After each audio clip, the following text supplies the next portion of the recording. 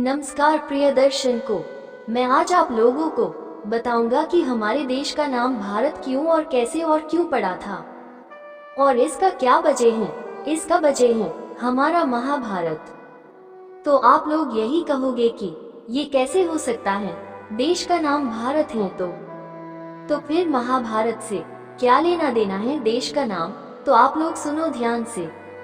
मैं आप लोगों को बताता हूँ कि सबसे पहले महाभारत शुरू कहाँ से हुई थी। महाभारत उत्पत्ति कैसे हुई थी, कुरुवंश की उत्पत्ति कैसे हुई थी। पुराणों के अनुसार ब्रह्मा जी से अत्रि, अत्रि से चंद्रमा, चंद्रमा से बुध और बुध से इलानंदन पुरुवा का जन्म हुआ था। पुरुवा से आयु, आयु से राजा नहुष और नहुष से ययाति उत्पन्न हुए थे। ययाति से पुरु हुए थे, पुरु के वंश में भरत हुए थे और भरत के कुल में राजा कुरु हुए थे। मैं रामायण की भरत की बात नहीं कर रहा हूँ, मैं महाभारत की भरत की बात कर रहा हूँ। इसी भरत के नाम से हमारे देश का नाम भारत पड़ा था। कैसे? आप लोग इस कहानी को ध्यान से सुन लेगा तो आप लोगों को पूरा पता चल जाएगा कि इस भरत के नाम से हमारे देश का नाम भारत कैसे पड़ा था। तो सुनो, कुरु के वंश में शांतनु का जन्म हुआ था। शांतनु से गंगानंदन भीष्म पितामह उत्पन्न हुए थे। उनके दो छोटे भाई और थे, चित्रांगद और विचित्रवीर्य। ये शांतनु से सत्यवती के गर्भ से उत्पन्न हुए थे। शांतनु के स्वर्गलोक चले जाने पर भीष्म ने अविवाहित रहकर अपने भाई विचित्रवीर्य के राज्य का पालन किया था। भीष्म महाभारत के प्रमुख पात्रों में से एक हैं। ये महाराजा शांतनु के पुत्र थे। अपने पिता को दिए गए वचन के कारण इन्होंने आजीवन ब्रह्मचर्य का व्रत लिया था। इन्हें इच्छा मृत्यु का वरदान प्राप्त था। एक बार हस्तिनापुर नरेश दुष्यंत ने आखेट खेलने के लिए वन में गए थे।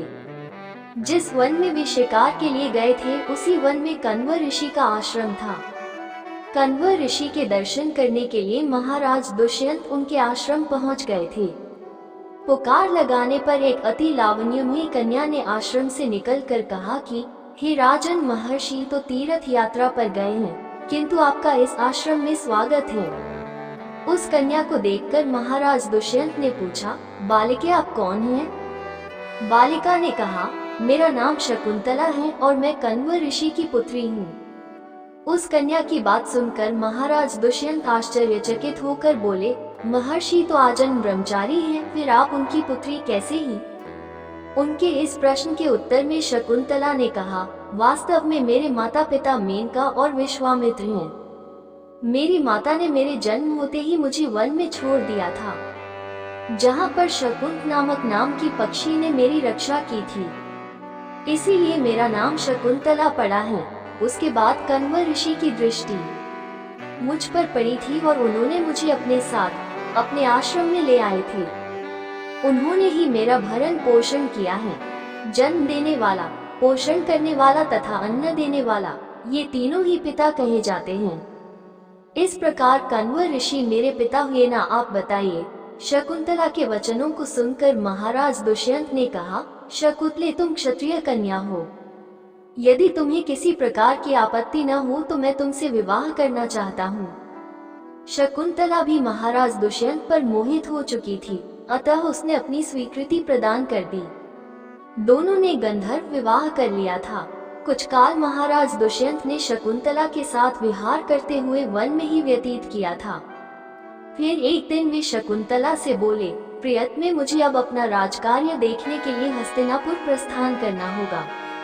महर्षि कण्व के तीर्थ यात्रा से लौट आने पर मैं तुम्हें यहाँ से विदा कराकर अपने राजभवन में ले जाऊंगा।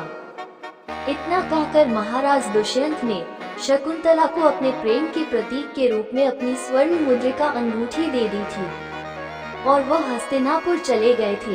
एक दिन उसके आश्रम में दुर्वासा ऋषि पधारे थे।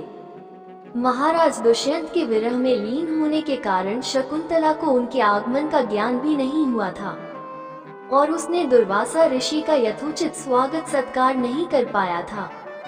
दुर्वासा ऋषि ने इसे अपना अपमान समझा और क्रोधित होकर बोले, बालिके, मैं तुझे शाप देता हूँ कि जिस किसी के ध्यान में लीन होकर तूने मेरा निरादर किया है वह तुझे भूल जाएगा। दुर्वासा ऋषि के शाप को सुनकर शकुंतला का ध्यान टूटा और वह उनके चरणों में गिरकर क्षमा प्रार्थना करने लगी। शकुंतला की क्षमा प्रार्थना से द्रवित होकर दुर्वासा ऋषि ने कहा, अच्छा, यदि तेरे पास उसका कोई प्रेम चिन्ह होगा तो उस चिन्ह को देख, उसे तेरी स्मृति हो आएगी। महाराज दुष्यंत से विवाह से शकुंतला गर्भवती हो गई थी। कुछ काल पश्चात कण्व ऋषि तीर्थ यात्रा से लौटे, तब शकुंतला ने उन्हें महाराज दुष्यंत के साथ अपने गंधर्व विवाह के विषय में बता दिया था। इस पर महर्षि कण्व ने कहा, पुत्री, विवाहित कन्या का पिता के घर में रहना उचित नहीं है। अब तेरे पति का घर ही तेरा घर है। इतना कहकर महर्षि ने शकुंतला को अपने शिष्यों के साथ हस्तिनापुर भिजवा दिया। मार्ग में एक सरोवर में आचमन करते समय महाराज दुष्यंत की दी हुई शकुंतला की अंगूठी, जो कि प्रेम चिन्ह थी, सरोवर में ही गिर गई थी। जब वो अंगूठी सरोवर में गिर गई थी तो उस अंगूठी को एक मछली ने खा ली थी। महाराज दुष्यंत के पास पहुंचकर कण्व ऋषि के शिष्यों ने शकुंतला को उनके सामने खड़ी करके कहा, महाराज, शकुंतला आपकी पत्नी है, आप इसे स्वीकार करें। महाराज तो दुर्वासा ऋषि के शाप के कारण शकुंतला को विस्मृत कर चुके थे, अतः उन्होंने शकुंतला को स्वीकार नहीं किया और उस पर उल्टा होने का लांछन लगाने लगे। शकुंतला का अपमान होते ही आकाश में जोरों की बिजली कड़क उठी और सबके सामने उसकी माता मेनका उसे उठा ले गई थी।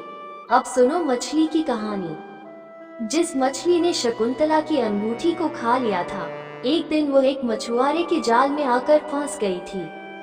जब मछुआरे ने उसे काटा तो उसके पेट से अंगूठी निकली थी। उस मछुआरे ने सोचा कि मैं इस अंगूठी का क्या करूंगा, इस अंगूठी को महाराज दुष्यंत के पास भेज देता हूँ। उस अंगूठी को महाराज दुष्यंत के पास भेंट के रूप में भेज दिया था। अंगूठी को देखते ही महाराज को शकुंतला का स्मरण हो आया और वे अपने कृत्य पर पश्चाताप करने लगे थे। महाराज ने शकुंतला को बहुत ढूंढवाया किंतु उसका पता नहीं चला था। कुछ दिनों के बाद देवराज इंद्र के निमंत्रण पाकर देवासुर संग्राम में उनकी सहायता करने के लिए महाराज दुष्यंत इंद्र की नगरी अमरावती गए थे। संग्राम में विजय प्राप्त करने के पश्चात जब वे आकाश मार्ग से हस्तिनापुर लौट रहे थे तो मार्ग में उन्हें कश्यप ऋषि का आश्रम दृष्टिगत हुआ था। उनके दर्शनों के लिए वे वहां रुक गए थे। आश्रम में एक सुंदर बालक एक भयंकर सिंह के साथ खेल रहा था। मेनका ने शकुंतला को कश्यप ऋषि के पास लाकर छोड़ा था तथा वह बालक शकुंतला का ही पुत्र था। उस बालक को देखकर महाराज के हृदय में प्रेम की भावना उमड़ पड़ी थी। जैसे वे उसे गोद में उठाने के लिए आगे बढ़े तो शकुंतला की सखी चिल्ला उठी थी और बोला, हे भद्र पुरुष, आप इस बालक को न छुए, अन्यथा उसकी भुजा में बंधा काला डोरा सांप बनकर आपको डस लेगा। ये सुनकर भी दुष्यंत स्वयं को न रोक सके और बालक को अपने गोद में उठा लिया था। अब सखी ने आश्चर्य से देखा कि बालक की भुजा में बंधा काला गंडा पृथ्वी पर गिर गया है। सखी को ज्ञात था कि बालक को जब कभी भी उसका पिता अपने गोद में लेगा वह काला डोरा पृथ्वी पर गिर जाएगा। सखी ने प्रसन्न होकर और जाकर समस्त वृतांत से शकुंतला को सुनाया। शकुंतला महाराज दुष्यंत के पास आई। महाराज ने शकुंतला को पहचान लिया था क्योंकि महाराज के पास जो वो अंगूठी आ गई थी। उन्होंने अपने कृत्य के लिए शकुंतला से क्षमा प्रार्थना किया और कश्यप ऋषि की आज्ञा लेकर उसे अपने पुत्र सहित अपने साथ हस्तिनापुर ले आए थे। महाराज दुष्यंत और शकुंतला के उस पुत्र का नाम भरत था। बाद में वे भरत महान प्रतापी सम्राट बने और उन्हीं के नाम पर हमारे देश का नाम भारतवर्ष हुआ था। तो प्रियदर्शन को आपको पता चल गया ना कि ये भरत कौन है और ये किसका पुत्र है। और आपको ये कहानी कैसा लगा सुनकर? अच्छा लगा या बुरा लगा? आप कमेंट बॉक्स में लिखकर जरूर बताना ताकि हमें भी पता चले कि हमारे इस वीडियो को इतने सारे लोग पसंद करते हैं। यदि आप ऐसा कहानी लगातार सुनना चाहते हो तो आप इस YouTube चैनल को सब्सक्राइब जरूर कर लीजिएगा ताकि जैसे ही अगला वीडियो अपलोड हो जाए तो सबसे पहले आपके पास पहुंच जाए। और आपको धन्यवाद यहाँ तक इस वीडियो को देखने के लिए।